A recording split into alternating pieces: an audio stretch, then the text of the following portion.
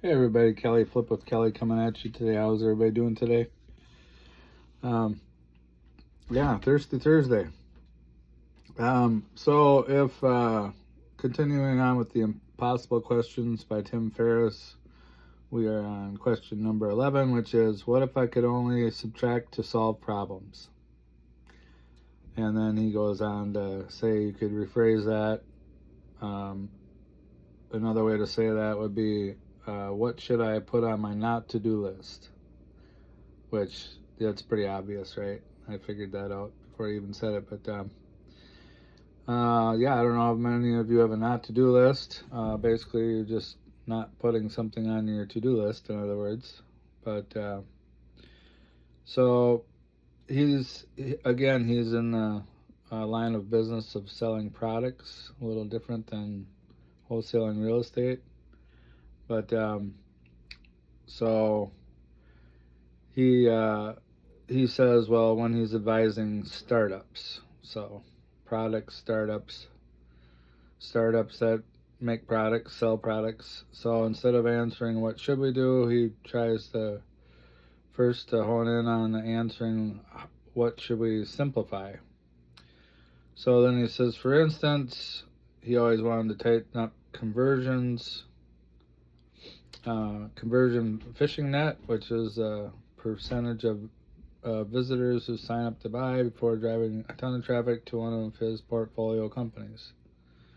One of the first dozen startups he worked with was named Gamini, and it was later rebranded as Daily Burn.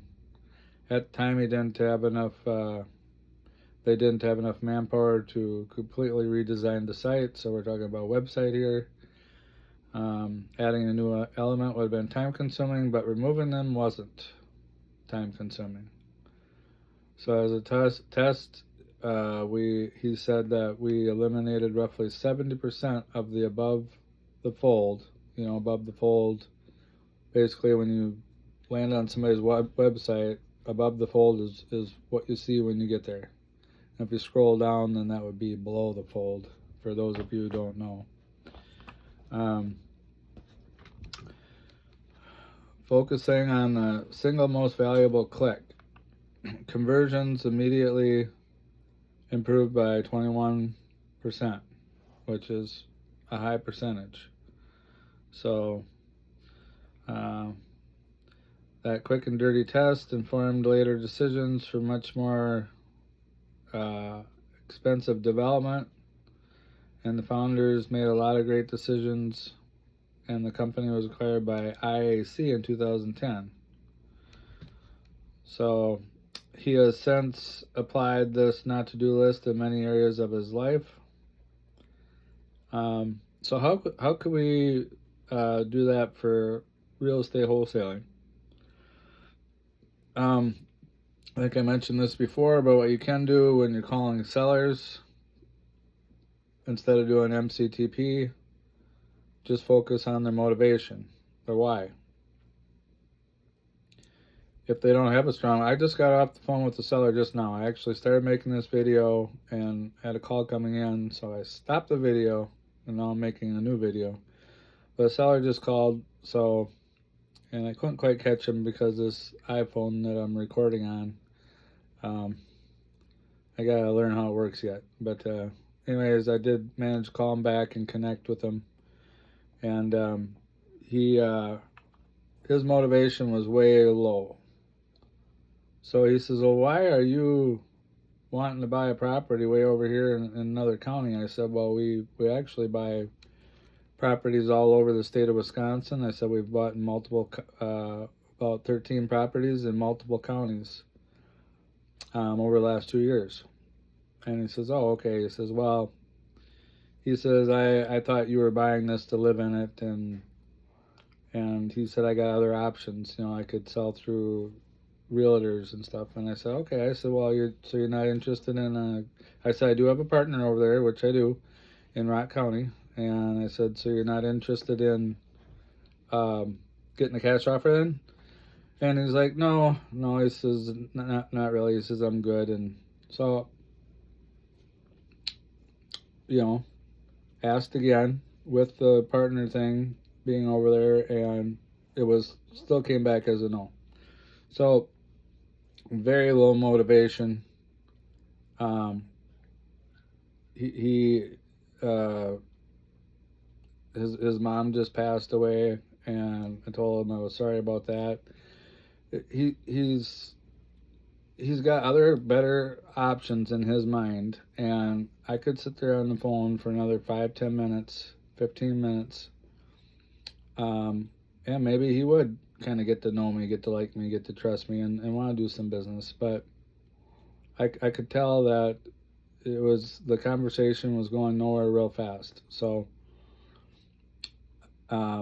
there's no reason to go into the condition of the property, when does he want to sell, and for how much, if the motivation is way down here. There's just no reason. So saved a ton of time. That lead was very low motivation. So I'm going to go focus on people that want to sell and have a higher motivation. Why not? I mean, if you guys want to sit there and kick tires with somebody all day, be my guest. But even this deal that we just locked up here recently, should be closing the end of this month. I told him I was filing his information because he wasn't getting back to me right away, and eventually he came around, and now we're doing the deal. But that was just kind of timing and circumstance. Tired landlord, squatter's also a hoarder, and then we had a water leak because the pipes froze up, or something froze up, and so where there's problems, where there's smoke, sometimes it turns into a fire, and hopefully you got it locked up low enough so if you do gotta renegotiate, the whole deal isn't like just goes away on you. But that's why another reason why we do lock these up for as low as we do, because sometimes right in the middle of the deal the problem gets bigger, and then what do you do? But if you got that cushion and that padding, and you got a low enough offer, and you lock it up at a decent enough price, like we didn't have to go back to the south. We could have, but I just took a haircut on my assignment. Did I have to do that? No. Do I have other buyers? Yes, I could have tried to redo the deal with another buyer, or went to the seller and asked, but seller came down quite a bit, buyer came up quite a bit, and so I came down, and in my mind at least, that's a win-win-win. So different ways to look at it. Don't have to come down in your assignment price like I did on this particular deal, but I'm looking at the bigger picture, the marathon, and this will be the third deal that I've done with this cash buyer, and he's awesome, and hopefully by give and take we'll continue to do deals together. So I think with this particular cash buyer, it'll bring me up to $35,000. So that's nothing to sneeze at there. So yeah, that would be how I would translate this. Now we can also have websites. I've had websites before. I don't have one right now, but I have had websites or landing page. So you could take what he's saying, just more is not always better. You could just focus in on intercepting that name and or email, or email, phone number, and name, or maybe just the name and the phone number. And have less above that fold. Basically just be capturing, they're raising their hand, I want a cash offer, I want to sell my house. So those are the two things that come to mind. What else could you take away from your business? So you're simplifying. So here's another one for you. If you can get the property and how much they're asking for it, which the property is essentially comes with a zip code, and then how much they're asking. With those two pieces of information, you can figure out, okay, this is an appointment I'm going on. Just set the appointment and go. However, if you know in this zip code that cash buyers are buying at 200,000 and this seller is asking 300,000, maybe you can still go on the appointment, but it's not going to be as high of a priority, and maybe there's some negotiation that you could do before going on that appointment. The other trick is it's best to go on the appointment before you do the negotiation. But by just knowing those two pieces of information, do you need to know that it's got a garage, a basement, a this or that? Do you need to know the major repairs? Do you need to know when they're selling? If you just, if you've got a ton of leads and you want to sort them into like a hot or a warm lead, just by knowing that zip code and the price, you can put that in a hot or a warm. And then, of course, we're going to be putting more emphasis on the hot leads. I'm going to be following up with them more often. So, scheduling that appointment sooner than later, and the other one not much of as much of a priority. So that could be scheduled later. So, anyways, yeah, there's a few little items for you there.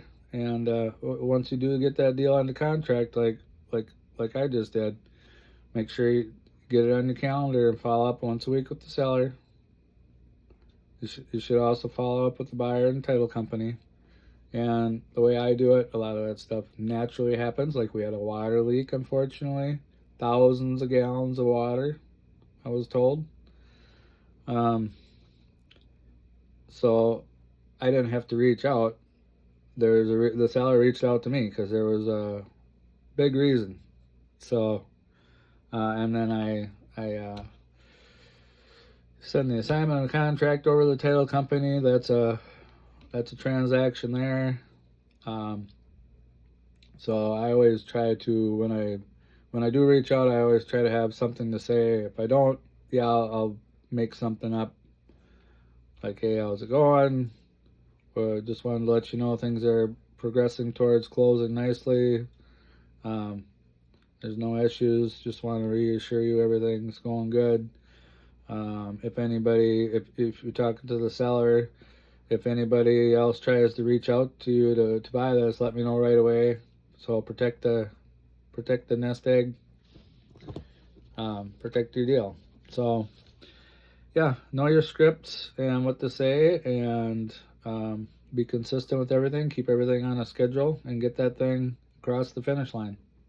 So if you found any value today, smash that like button, subscribe, and I gotta get busy marketing. So, and you guys too. Talk to you later. Callie out.